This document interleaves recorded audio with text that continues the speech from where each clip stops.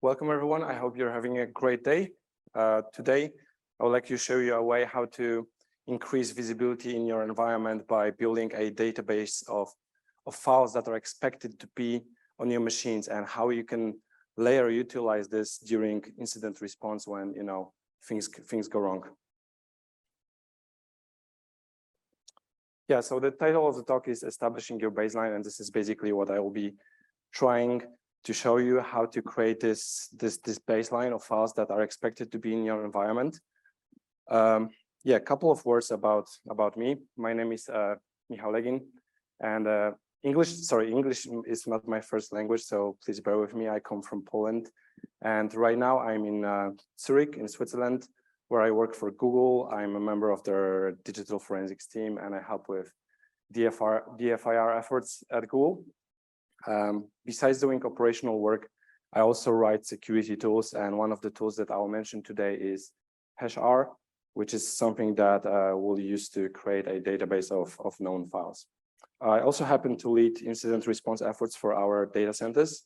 As you know, Google runs a lot of sites where we have our machines, and each of these sites is a very unique ICS environment with like power distribution, water treatment centers, cooling, and other facilities that fall into the ICS bucket. Besides work, I like to play guitar and spend time with my family. Okay, so the plan for today, this presentation will be divided into 3 parts. First, we'll look at some common challenges and differences between IT and OT. Then we'll create a database of files that are expected to be in our environment.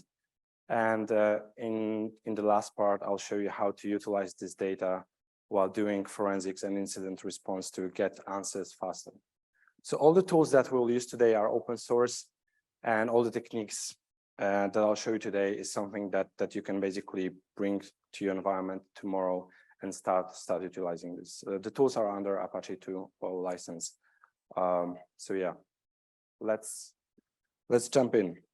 So you've probably seen many comparisons between IT and OT. For me, as an incident responder who comes from the IT side, OT is a very interesting environment because of 2 factors. First one is that we don't have that many users in OT. And second thing is that this is a fairly static environment. So some of the techniques that we utilize in IT will become even more effective in OT because of those 2 things. In IT, as you know, we have many users that generate a lot of artifacts. The state of the environment changes constantly. People install new tools every day, new browser extensions, and this is not something that's happening in OT. And the techniques that I'll show you today are even more effective in OT than in IT. So let's take a look at some common challenges while doing DFIR. This applies to both environments. A lot of people say that the volume of data is continuously growing, and this is true. But I would like to emphasize that this is actually a great thing, because if we have more data, it means we have more artifacts. If we have more artifacts, then we might find more answers for the investigative questions that we might have. But one thing to note here is that while the data continuously grow, your techniques to analyze this data also need to evolve, because otherwise you will have issues with analyzing large amounts of data. Also, there's a lot of background noise that is generated by modern OSs, especially Windows is being on the noisy side. There's a lot of stuff that happens in the background, a lot of registry writes, a lot of file writes, and this does not help to do the analysis faster. Also, when I do incident response, I often have to answer a question whether a given file or a given set of files, like let's say a couple of 100 files, are these where these files come from? Are these files like malicious? Are they legitimate? Is this something to worry about or not? So this is another challenge. And also differentiating between legitimate and suspicious activity is also not easy for us when we do forensic analysis. So let's take a look at sample numbers when it comes to volume of data. So if we take a fresh install of Windows Server 2022 and process it with Plaso, which is a forensic tool that I'll talk about a bit later, we'll get lots of events. And basically, event is something that happened on a machine that has associated timestamp with it. So for a fresh install of Windows Server, we'll have more than 4 million events, and that includes more than 3.1 million file system events, like file creation dates, file modification dates. And that's a lot of data. This is not something that human analysts can basically easily analyze. We need to find good ways to crunch through this data and find the needle faster. So the question is like, how to deal with those large volumes of data, how to make your life easier when doing incident response, when the time matters and we don't really have time to develop new methods, or we need something that works well. My answer to that would be to create a database of files that are expected to be in your environment. This will greatly help you to understand during the incident response phase whether a given file should be on your machine, or maybe this is something that comes from the attacker. So you may ask, like, hey, there are some public hash sets. Why don't we use them? Why do we have to create our own set of, why do we have to create our own hash set or database of expected files? And the answer is that those public hash sets, they will not include IC-specific software. They will not include your project files. They will not include any custom scripts that you might have, any custom configs. And also they come in various formats and they're not updated infrequently. So let's take a look how we can create our own database of hashes with a tool hashR. So this is a tool that I wrote some time ago, and the idea behind this tool was basically the idea came to life when I was analyzing one machine, and I could not really find the badness. And I basically ran every hash on that machine from my favorite threat intel source, and there were no answers. I was still like running in blind, and I could not figure out what's going on. So I basically knew that this machine was running this specific OS, and I took a base image of that OS, and I extracted all the hashes from the base OS image and then compared it to the file system. And that would allow me to create a differential view of the file system. So basically, I was able to tell that, okay, this file is expected to be on that machine because it's a part of the base OS image. And hashR is basically a tool that allows you to create such a database in an automated way. So it runs periodically. You can run it every day. You can run it every week. But once you set it up initially, you don't have to worry about running the tool. It will run automatically for you, and it will scan your repositories, and it will import only the new sources that you put there. So it's like it requires very little maintenance. Where to run it? Well, I would say not in your OT infrastructure. Why not in OT? Because you want hashR to live close to the environment where you will do the analysis. And usually, for most forensics teams, they would do the analysis in the IT environment or in the cloud environment. Definitely not the OT environment, which might be compromised in that case. It also requires a dedicated Linux machine. It can be physical, cloud. I run both. And yeah, that's basically about the tool. Let's take a look at the infrastructure. So hashR is built in a modular way. And it's kind of easy to implement new importers. So if you have a new source that you would like to add to hashR and process it and basically extract all the hashes from a given source, you don't have to worry about the core functionality or the exporters. You just need to write an importer, and that's it. It's like maybe 500 lines of code for a medium-sized importer. So it's not nothing too scary.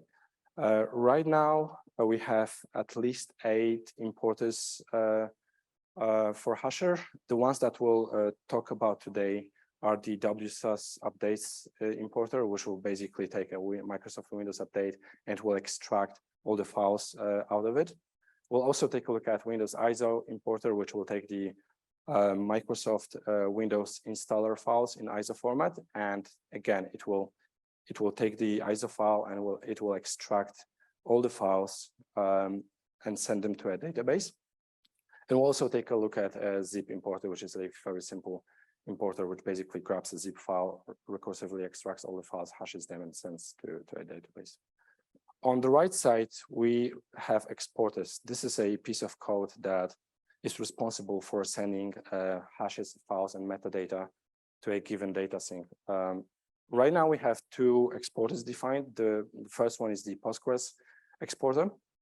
The second one is a Cloud Spanner exporter, which requires Google to be run in Google Cloud Platform. It's also easy to define new exporters. If you want to send your hashes, your files, your metadata to a different database, it's also fairly easy. And you don't have to worry about the core functionality where all the magic happens, all the extraction of file system handling, volume handling, and so on. So let's take a look at example of a repository. How does this look like? Because it's very simple. For the Windows ISO repository, it's basically a folder that contains all your Microsoft Windows installers in ISO format. You can put them in subfolders. You can just dump all the ISO files in one folder. It doesn't really matter. The importer will scan your repository, let's say daily, if you configure it so, and it will import only the new sources. So you can just keep adding ISO files to that repo, and only the new ones will be imported and processed and extracted and so on and so forth. Another example, Windows WSUS repository, same stuff. It's just a folder with your Windows Microsoft updates. You can configure it in two ways. You can configure your WSUS server to store your updates locally, and then you just use that local folder where all the update files are downloaded by WSUS service, or you can just manually collect all the Microsoft updates that you want to push to your environment, and basically that will be your repo. It's again very simple, one folder. So let's take a look at example setup, how we could set it up and utilize in a sample OT environment. So for that purpose, I would basically pick three importers: the Microsoft ISO importer, Microsoft WSUS importer, and the third one would be a zip importer. In this case, we could import all our project files or even the backup of those that are put in a zip file. All these repositories will then send new sources for processing to the core functionality, and all the extraction will happen there, like all the file system handling, all the volume handling, and so on and so forth. Once all the files, all the hashes are extracted, they will be sent to a PostgreSQL instance, which can run on the same machine, but if your environment is large enough, I would recommend to run it on a dedicated machine. Again, it can be physical machine, it can be cloud machine, works in both.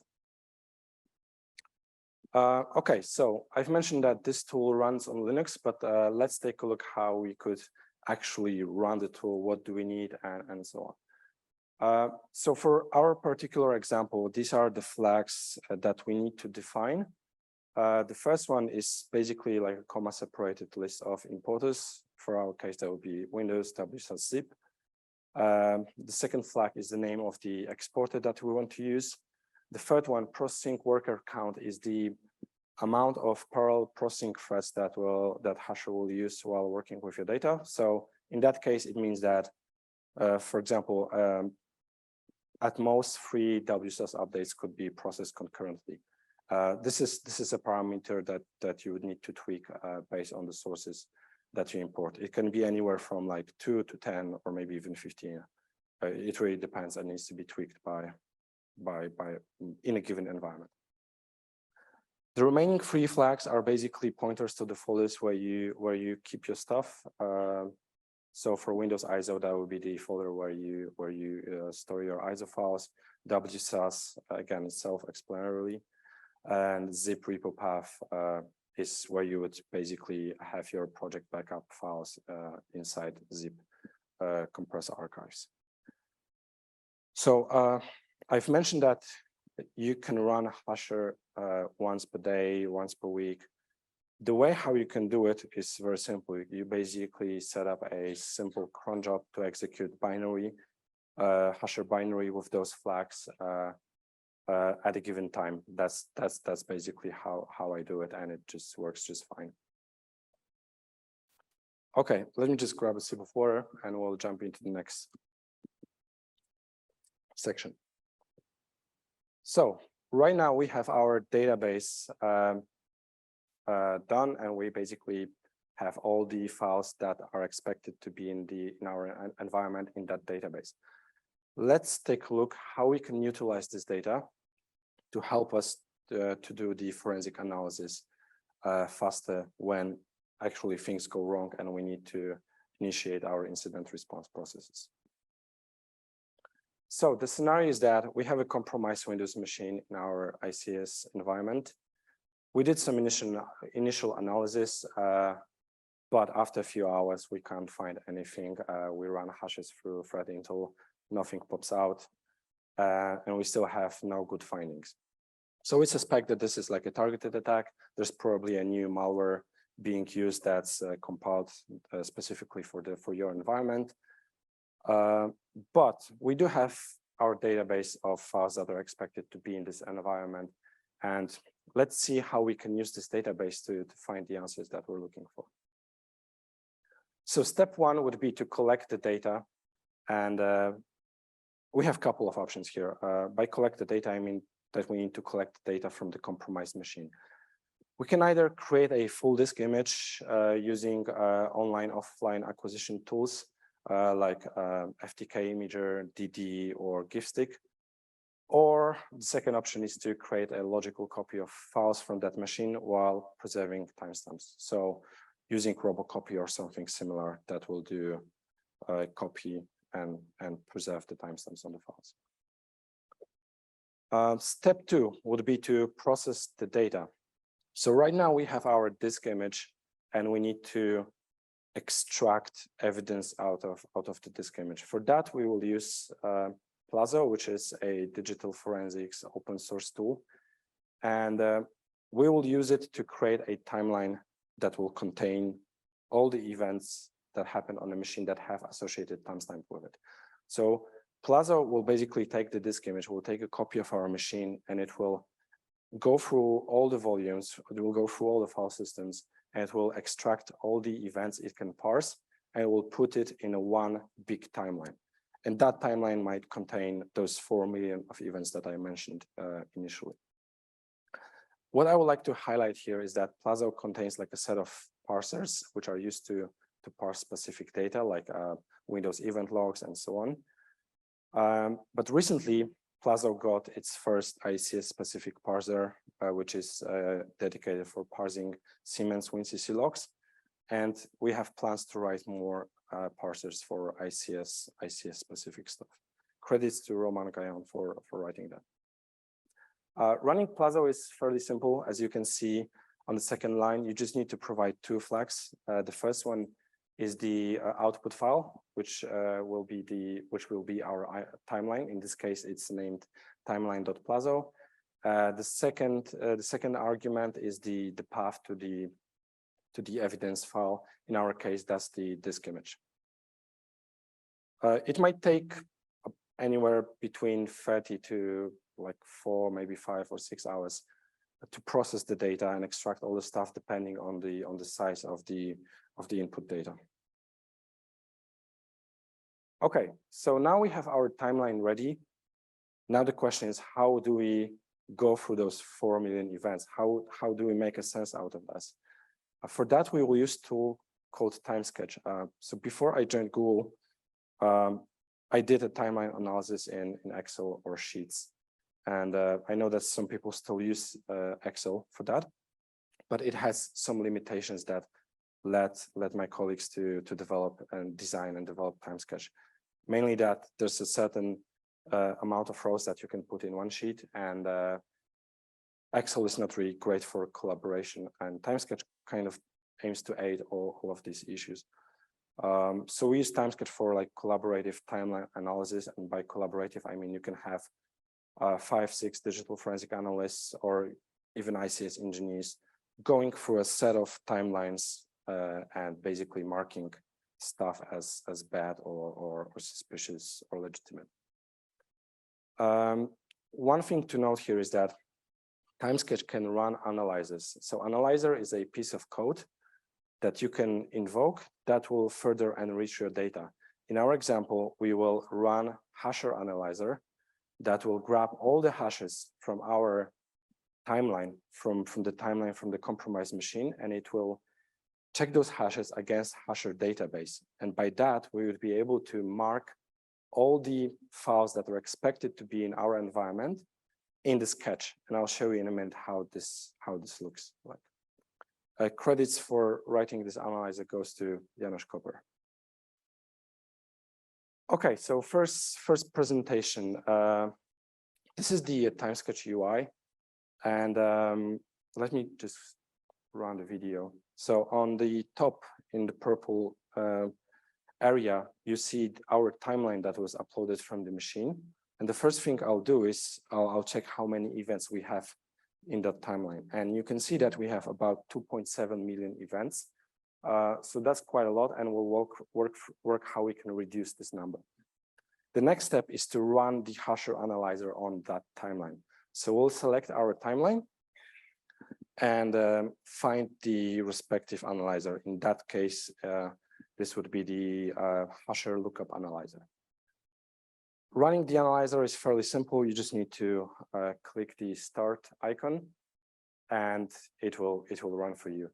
Depending on the timeline size and your hashR database size, it might take anywhere between, I don't know, 5 to 15 minutes to do a comparison between your timeline and the hashR database.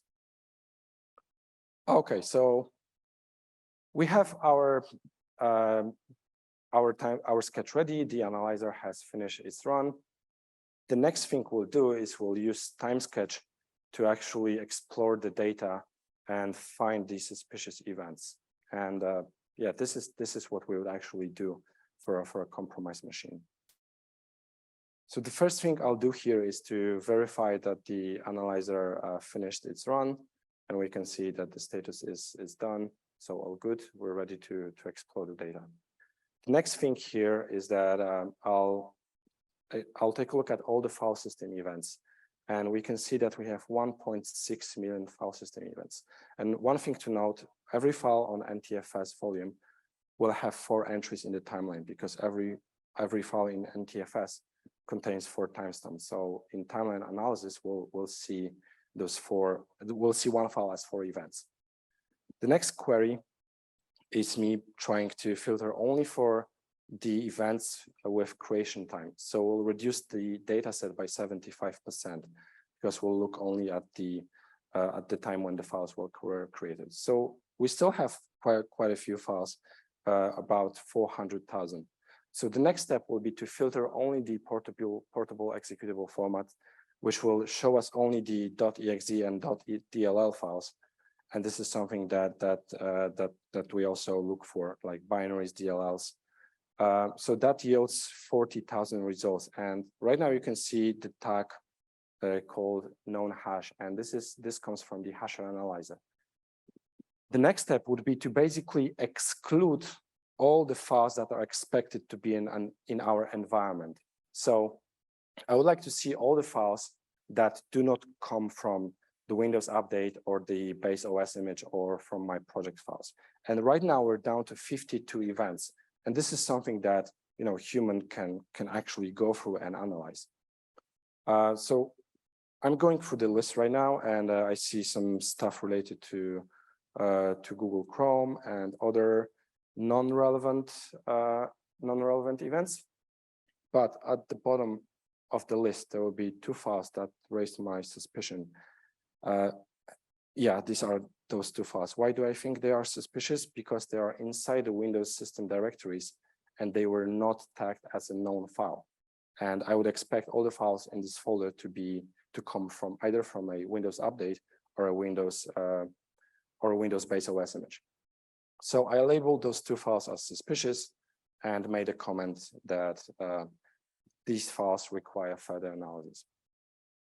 So as you can see, we were able to go pretty quickly from a large number of files to something more reasonable, something that we can actually analyze manually.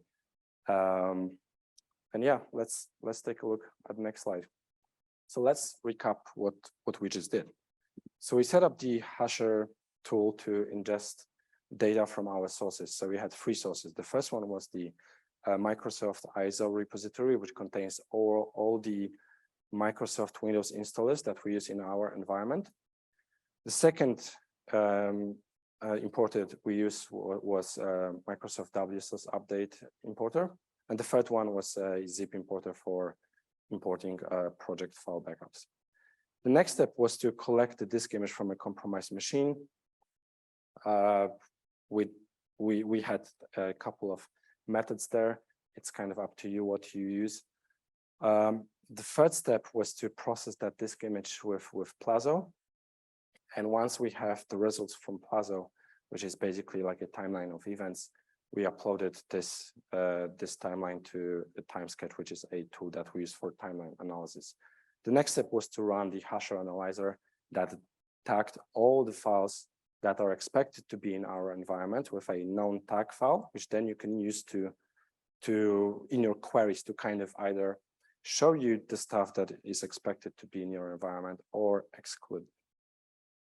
The next step was to explore the data in Timesketch, run some queries, and we were able to go down from 400,000 files that were found on this compromised machine to 33,000 binary files. And from there, we were able to utilize hashR data in our database to go from 30,000 binary files just to 53 unknown binaries. And this is something that can be reviewed manually by a human analyst. Out of those 53 files, we were able to identify 2 suspicious files that might require further analysis. So this is kind of my workflow. This is something I use fairly often. But I would like to mention that there are some risks with using datasets like hashR. I know that it's tempting to say that hashR is basically a database of known good files. And I would say these are no known good files. These are just known. These are files that are expected to be in your environment. This is up to you how you use this data, because in some context, the file that is expected to be in your environment might be relevant to the investigation. It might be abused by attackers, and we actually see this. So there are a couple of risks here, like legitimate files can become exploitable. This is true for drivers. Like you can have a Microsoft driver that is a couple of years old and it's a part of base OS image. And we see bad actors using drivers that are vulnerable, and they basically install the vulnerable driver on a machine and then exploit this driver to gain kernel privileges. The same applies for binaries, like binaries can become exploitable and so on. Also, attackers can use legitimate files to achieve their goals. This is especially true on Windows, which contains lots of Microsoft binaries that can be useful for the attackers to like hollow processes out or decrypt data or encrypt data and so on. And also, like your image repositories might be compromised. But when this happens, you have another set of problems. So that's it for today. Thank you very much. I would like to mention again those 3 tools that I